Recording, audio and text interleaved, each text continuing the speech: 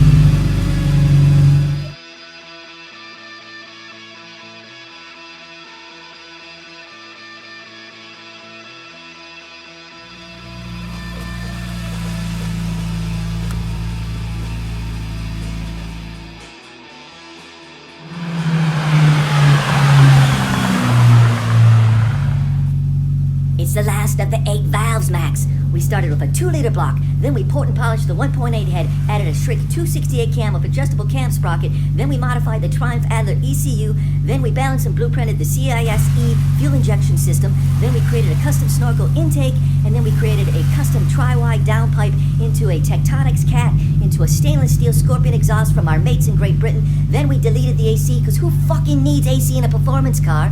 Then we deleted the radio because you couldn't fucking hear it over the exhaust. He's in a coma, Barry. Ha ha, he likes it.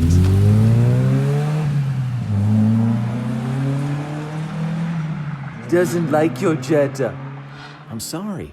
I don't like it either. My Golf is in 12 issues of Performance VW magazine. I'll be careful. You'll be dead. I'm Bill Owen, nice to meet you. This is my 1986 Jetta GLI. The seats are interesting. They're from an Opel Manta GT. Excellent boasters. They're very Recaro-like. I had them reupholstered. They're awesome. At one point, I had a roll cage in this when I autocrossed for several years. I took it out so I could make it a grocery getter. Again, have my dog ride in the back. I've had the Jetta for 29 years. And this is the crazy thing. Over the last year, I've noticed younger kids, we're talking high school kids, are giving the car the thumbs up, which has never happened. It just blended in with everything else. Today, that Mark II body style really stands out as being more vintage. Oh, the suspension. I've got Bilstein HD shocks with H&R race springs, custom lower sway bars. I'm sure there's some things I'm missing, but thank you for the opportunity just to make a video and take my mind off the whole COVID thing. And yeah, so everybody, nice to meet you. Have a good one. Beautiful, beautiful.